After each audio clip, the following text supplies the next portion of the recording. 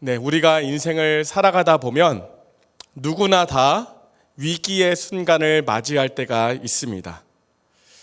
그러나 그 위기를 탈출하는 방법 혹은 그 위기에 대해서 대처하는 방법은 사람마다 또 상황마다 다 다릅니다.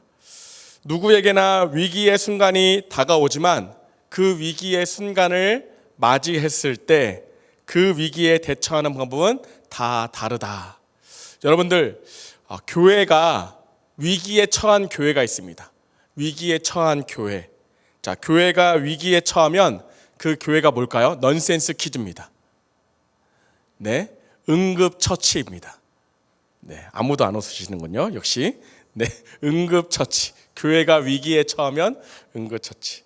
자, 누구에게나, 네, 아무도 안 웃으셔서, 네, 좀 다음부터는 개그를 하면 안 될 것 같습니다. 자, 누구에게나 위기가 찾아오지만 그 위기에 어떻게 대처하는가를 봤더니 그 위기에 대처하는 방법들이 다 다릅니다. 개인이 가지고 있는 가치관이나 신앙관, 개인의 세계관, 이거에 따라서 그 위기에 대처하는 방법들이 다 다르죠. 예를 들어서 운명주의적인 그런 세계관을 가지고 있는 사람들은요, 위기가 왔을 때 어떻게 합니까? 내 팔자지, 어쩔 수 없지, 이렇게 하면서 그냥 체념한 채로 시간을 지나고 상황이 저절로 좋아지기만을 바랄 것입니다.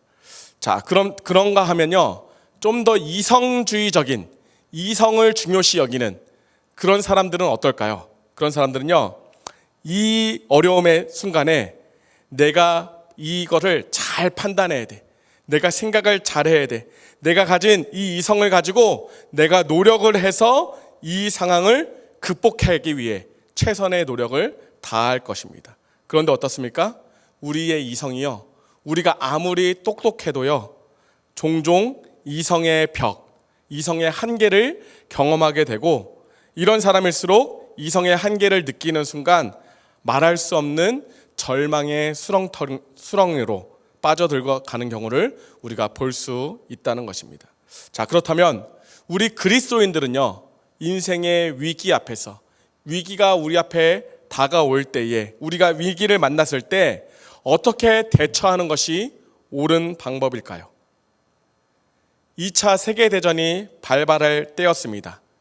대영 제국의 황실은 영국 국민에게 존경을 받고 있었던 성직자, 영국 성교회의 대주교였던 윌리엄 템플에게 우리 국민들을 향한 설교를 좀 해달라고 했습니다. 전쟁에 반발해서 이제 위기에 처해 있는 이 나라 가운데 나라의 지도자인, 나라의 종교적 지도자인 윌리엄 템플에게 방송 설교를 해달라고, 국민들을 위한 방송 설교를 해달라고 그렇게 의뢰를 했습니다. 자, 객관적인 전력으로는 영국은요, 나치 독일에게 전혀 비교할 수 없을 정도로 열세였습니다. 그래서 어떡합니까? 영국 국민들은요, 전쟁을 시작하기도 전에 우리는 이 전쟁에서 패배할 것이다 라는 그 패배의식과 두려움 속에 사로잡혀 있는 상태였습니다. 이런 상황에서 윌리엄 템플이라는 이 성직자가 어떤 설교를 할 것인가 매우 궁금하지 않을 수가 없었습니다. 자, 이 윌리엄 템플 주교가 이제 방송으로 온 국민에게 설교를 하기 시작합니다. 그는 이런 말로 설교를 했어요.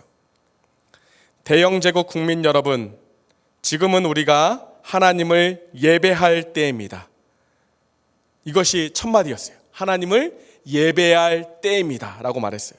우리가 예배를 통해서 하나님을 바라볼 수만 있다면, 그리고 그 하나님이 우리와 함께하는 것을 믿을 수만 있다면 우리가 무엇을 두려워할 필요가 있겠습니까? 따라서 내일 교회마다 종이 울리면 여러분 모두 교회로 나가십시오. 그리고 엎드려 전능하신 하나님께 경배하십시오. 예배하십시오. 그리고 이 땅, 이 민족을 향한 하나님의 긍휼과 자비하심을 구하십시오. 이렇게 설교를 했습니다. 그때 영국 국민들은요, 그 말씀 그대로 했어요. 그 다음날 영국에 있는 모든 교회에서 종이 울렸습니다. 그 어느 때보다 많은 사람들이 교회당에 찾아갔고 그들은 하나님을 예배하며 하나님을 바라봤습니다. 그리고 이 전쟁 중에 함께 하시는 하나님을 신뢰함으로 그들은 국가적인 역경, 이 국가적인 어려움의 시간을 슬기롭게 믿음으로 극복할 수 있었다는 것입니다. 하나님은요, 종종 위기를 만난 백성들에게 바로 이 예배를 통해서 그들을 만나 주시고 그들을 새롭게 해 주십니다. 그렇습니다. 사랑하는 여러분, 우리들은요, 우리가 인생을 살아가면서 만나는 크고 작은 위기의 순간들 앞에 우리가 어떻게 대처해야 됩니까? 예배함으로 대처해야 합니다. 주님을 바라보셔야 됩니다. 주님의 예배의 자리로 나가야 합니다. 오늘 시편 말씀, 오늘 시편 기자는요, 위기를 만난 이스라엘 공동체들이 해야 할 일, 그것이 바로 예배라고 가르쳐주고 있습니다. 그리고 그 백성들을 예배의 자리로 초청해 주고 있는 것입니다. 1절 말씀 다시 한번 읽어볼까요? 1절 말씀 시작. 오라 우리가 여호와께 노래하며 그의 구원의 반석을 향하여 즐거이 외치자. 네, 오라 우리가 여호와께 찬양하자. 그 백성들을 지금 찬양의 자리로, 예배의 자리로 지금 초청하고 있는 것입니다. 그리고 6절 말씀도 보면요, 오라 우리가 굽혀 경배하자. 오라 우리가 하나님께 굽혀 경배하자. 이렇게 초대하고 있습니다. 성경학자들은요, 이 시편의 기자가 이 시를 쓰었을 때는 그들이 광야를 지나고 있었을 때 이 시를 썼다고 생각합니다. 자, 그들은 광야를 지나면서 수많은 어려움을 겪었습니다. 그리고 또 앞으로 그들 앞에 산재해 있는 어려움과 고난의 문제들이 있습니다. 자, 그런 민족적인 위기의 상황 가운데 하나님의 백성들이 해야 할 일, 그것은 바로 예배하는 것이다. 하나님을 예배하는 것이다라고 말씀해 주고 있습니다. 왜 그렇습니까? 예배를 하면서 하나님을 바라봐야 하기 때문에 그렇습니다. 우리가 바라봐야 할 우리의 삶의 주인 되신 그 하나님을 예배를 통해서 볼 수 있기 때문에 그렇습니다. 자, 왜 우리가 예배해야 되는지 오늘 시편 기자는요, 두 가지를 말씀해 주고 있는데 우리가 공부하고 있는 하나님의 이름 두 가지가 오늘 여기에서 나옵니다. 우리가 하나님을 예배해야 할 그 이유, 그 두 가지, 우리 하나님께서요, 자기의 이름을 또 우리에게 말씀해 주시는데요. 첫째는요, 그가 우리를 만드신 분이기 때문에 그렇습니다. 하나님은 우리를 만드신 분이시기 때문에 우리는 하나님을 예배해야 된다고 말씀하고 있어요. 6절, 오라 우리가 굽혀 경배하며 우리를 지으신 여호와 앞에 무릎을 꿇자. 자, 오라 우리가 굽혀 경배하며 그 다음에 하나님을 뭐라고 지금 부르고 있어요? 하나님을 우리를 지으신 자라고 했습니다. 여호와는 우리를 지으신 자. 자, 이것을 히브리어로 여호와 오세누라고 합니다. 여호와 오세누. 자, 여호와는 하나님이죠. 여호와는 하나님이고요. 자, 오세누 뭡니까? 오세누는 메이커라는 뜻입니다. 메이커, 만드는 사람, 창조자. 여호와 오세누 그러면 우리를 만드신 하나님, 우리를 지으신 하나님이라는 것입니다. 우리가 읽지는 않았지만 4절과 5절을 보면요, 그 하나님은요, 이 땅을 만드신 분이십니다. 그리고 산을 만드신 분이시고요, 바다와 육지를 만드신 분, 우리가 딛고 있는 이 견고한, 우리가 살아가는 이 땅을 만드신 분, 그리고 저 아름다운 산을 보아라, 저 산을 만드신 분, 망망한 대해를 보아라, 저 바다를 만드신 분. 그런데 그 하나님은요, 이 천지를 만드셨을 뿐만 아니라 또 무엇을 만드신 분이십니까? 우리를 만드신 분이라는 것입니다. 저와 여러분들을 만드셨습니다. 그분의 이름이 뭐예요? 여호와 오세누. 우리를 지으신, 우리의 메이커이신 하나님이십니다. 7절 말씀, 그가 모든 만물 가운데에서 특별히 우리 인간, 하나님의 형상대로 지음받은 우리를 특별히 사랑으로, 특별한 관심으로 우리를 만드시고 우리를 돌보신다라고 말씀하고 있습니다. 7절 제가 읽어보겠습니다. 그는 우리의 하나님이시요 우리는 그가 기르시는 백성이며 그의 손이 돌보시는 양이기 때문이라. 너희가 오늘 그의 음성을 듣거든. 자, 우리 하나님은요, 우리를 기르시고 우리는 그의 양된 백성이라고 합니다. 자, 그 다음 뭐라고 말했어요? 우리를 기르신다. 하나님은 우리를 기르신다. 그래서요, 우리는 어떻게 된다고요? 그의 음성을 들어야 한다라고 말씀하고 있습니다. 여러분, 여호와 로이, 우리 예전에 제가 말씀드린 적 있죠. 여호와 로이, 여호와는 우리의 목자시니. 자, 여호와께서요, 우리의 목자가 되어주시기 때문에요, 우리 양된 우리들은 어떻게 됩니까? 당연히 목자의 음성을 들을 수 있어야 됩니다. 자, 성경에서는 우리 인간을요, 양에 빗대어서 많이 이야기를 해요. 왜 우리를 하필이면 양이라는 동물에 비교해서 말합니까? 그것은요, 우리가 하는 짓이요, 양이 하는 것과 똑같기 때문에 그렇습니다. 우리하고 양이 똑같아요. 양에게는 엄청나게 많은 문제들이 있습니다. 양이 겪고 있는 그 문제들 앞에요, 그 문제들을 온전히 100% 해결할 수 있는 방법이 있는데, 그것은 뭐냐면 목자가 있을 때, 목자가 있으면요, 양으로서 겪고 있는 모든 어려움들이 완벽하게 해결됩니다. 목자가 있으면요, 곁에서 양에게 먹이를 찾아줍니다. 먹이를 먹을 수 있도록 해줍니다. 목자가 먹여줘요. 그리고 목자 곁에서 양들은요, 쉼을 얻을 수 있습니다. 목자가 지켜주기 때문에 쉼을 얻을 수 있습니다. 목자가 곁에서요, 어두운 골짜기를 지날 때 목자를 따라가면 됩니다. 우리가 가야 할 방향과 우리가 가야 할 길을 안내해 주는 것입니다. 목자가 곁에 있으면요, 위험에 처해 있을 때 목자가 그들을 지팡이와 막대기로 보호해 주는 것입니다. 양의 모든 문제는요, 목자가 곁에 있으면 다 해결이 되는 것입니다. 목자가 곁에 있으면 그 무엇도 걱정할 필요가 없는 것입니다. 그런데 문제는 무엇입니까? 문제는요, 내가 인생을 살아가는데 우리의 목자 되신 하나님이 내 눈에 보이지 않는 거예요. 우리의 목자 되신 하나님이 내 곁에 있는지 내가 느낄 수가 없는 것입니다. 그 하나님의 음성이요, 우리의 목자 되신 하나님의 음성이 들려지지가 않는 것이 문제입니다. 그러면 어떻게 됩니까? 그래서요, 우리가 예배해야 되는 것이에요. 왜 예배해야 됩니까? 우리가 예배를 하면요, 예배에 임하신 하나님의 임재를 경험할 수가 있는 것입니다. 예배에 임하신, 예배를 통해서 하나님을 우리가 볼 수 있는 것이에요. 예배를 통해서 그를 만날 수가 있는 것입니다. 그래서요, 우리가 예배해야 되는 것이죠.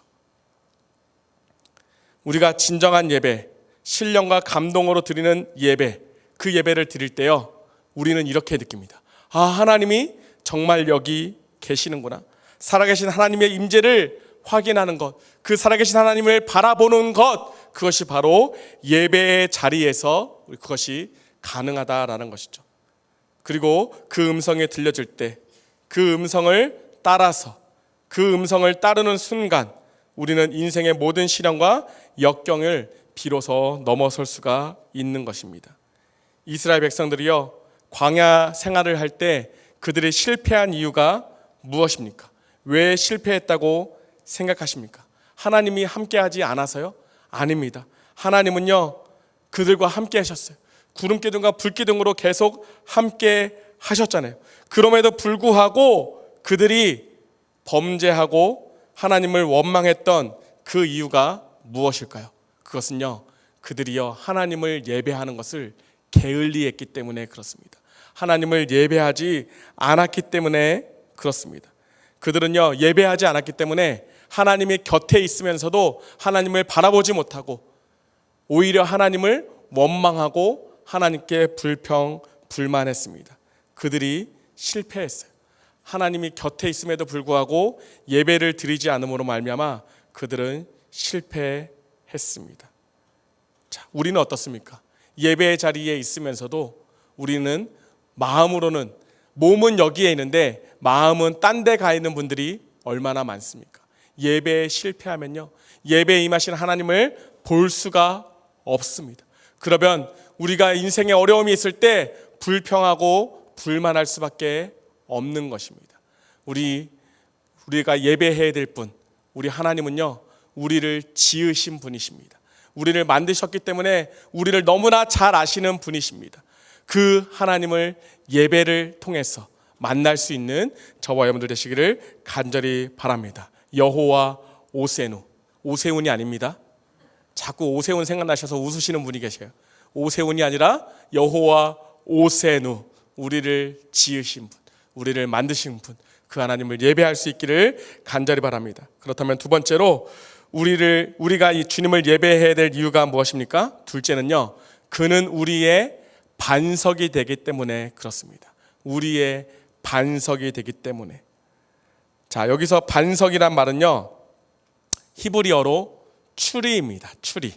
그러니까 여호와 추리, 우리의 반석 되신 하나님. 자, 우리의 반석 되신 하나님 여호와 추리. 자, 하나님이 반석이 되신다. 반석이 되신다는 것은 어떤 의미일까요? 자, 이스라엘 백성들이요, 광야를 여행하면서 어디에서 물이 솟아났습니까?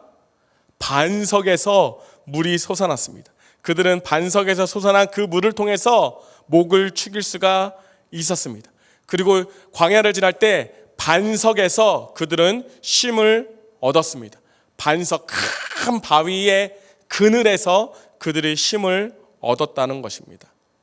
여러분, 반석은요, 우리가 기대어서 쉴 수 있는 곳입니다. 그리고 다시 그 반석에서 우리가 다시 일어날 수가 있습니다. 우리의 인생길을 걸어갈 수 있는 새로운 용기와 비전을 반석에서 우리가 얻을 수 있는 것입니다. 1절 말씀 볼까요? 오라 우리가 여호와께 노래하며 우리의 구원의 반석을 향하여 즐거이 외치자. 하나님이 우리의 구원의 반석이 되십니다. 그리고 그분이 저와 여러분의 구원의 반석이 되어 주십니다. 그래서 그분께 감사와 찬양을 드리라는 것입니다. 우리가 이 반석을 붙드는 순간 우리는 방황할 수가 없습니다. 크게 흔들릴 필요가 없다는 것입니다.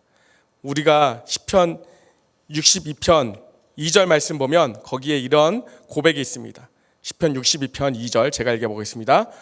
오직 그만이 나의 반석이시요 나의 구원이시요 나의 요새시니 내가 크게 흔들리지 아니하리로다. 오직 주만이, 오직 하나님이 우리의 반석이 되어 주시니까 내가 크게 흔들리지 않는다. 여기서 왜 크게라고 했을까요? 우리가 살아갈 때 작은 어려움들, 작은 흔들림들은 있을 수가 있습니다. 근데 여기서 크게 흔들리지 않는다는 것은 무엇입니까? 우리가 완전히 넘어지지 않는다는 것이죠. 왜 그렇습니까? 반석 대신 여호와 하나님이 우리의 구원의 반석이 되어주시기 때문에 그렇습니다. 여호와를요 나의 반석으로 삼는 사람, 그 사람은요 크게 흔들리지 않습니다. 그래서요 우리가요 우리의 반석 되신 그 하나님의 이름을 우리가 불러야 됩니다. 찬양해야 됩니다. 예배해야 됩니다. 그 하나님의 이름이 무엇입니까? 여호와 추리. 여호와 추리. 그 하나님의 이름을 부르실 수 있는 저와 여러분들 되시기를 간절히 바랍니다. 지나간 세기 영국에서 목공일을 하던 소년 하나가 있었습니다. 가구점에서 일을 했어요. 가구점에서 목공으로 일을 하고 있었던 에드워드 모트라는 소년입니다. 자, 그런데 이 소년이 16살 되던 해에 어떤 사람이 와서 이 소년에게 예수님을 전도했어요. 예수님을 전했어요. 그래서 예수님을 영접하게 됐습니다.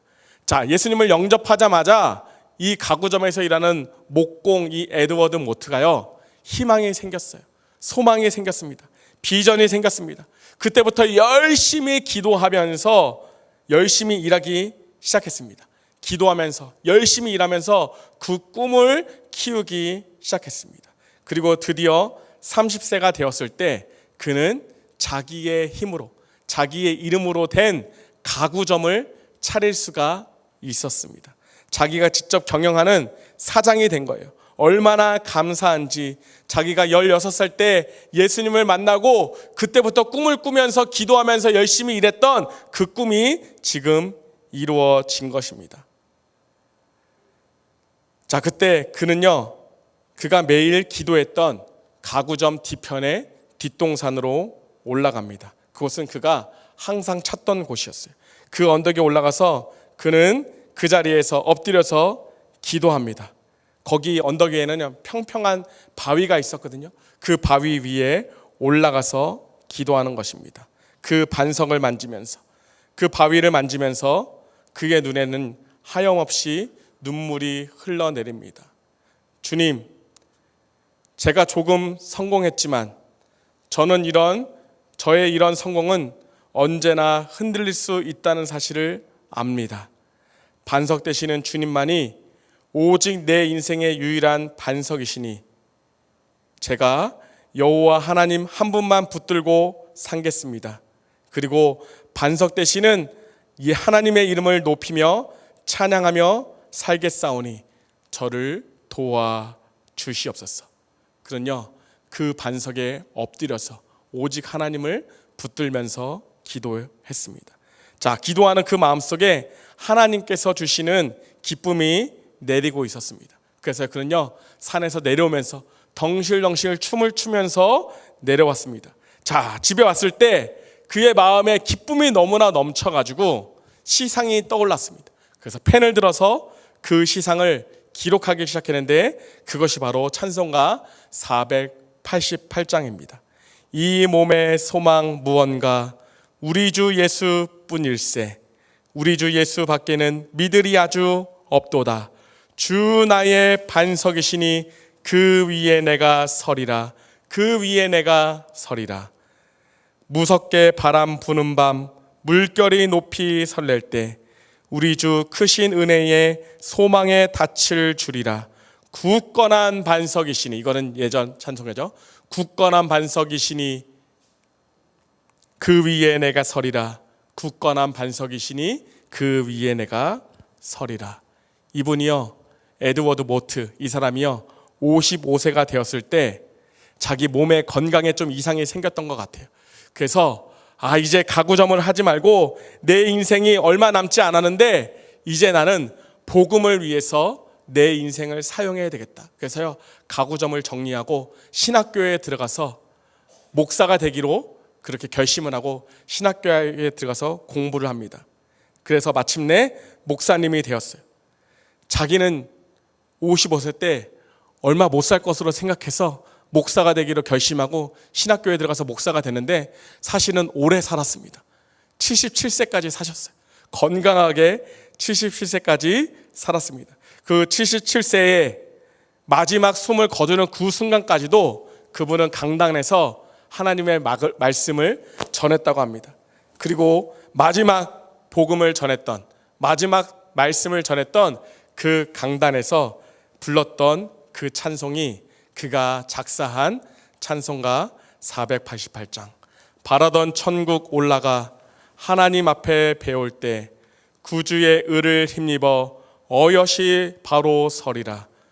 굳건한 반석이시니 그 위에 내가 서리라. 굳건한 반석이시니 그 위에 내가 서리라. 그 마지막 예배를 마치고 그가 쓰러지셨다고 합니다. 그리고 그날 저녁에 조용히 숨을 거둡니다. 그가 마지막으로 불렀던 하나님, 그것이 무엇이었습니까? 나의 반석 되신 하나님, 여호와 추리. 하나님은요, 나의 반석 되신 하나님, 그리고 우리를 만드신, 우리를 지으신 여호와 하나님, 여호와 오세누. 나를 지으신 하나님이 만약에 내 인생에 내가 붙들고 의지할 반석이 되신다면, 나를 지으신 분이 나의 반석까지 되어주신다면 우리가 어떻게 우리의 인생 가운데 흔들릴 수가 있겠습니까?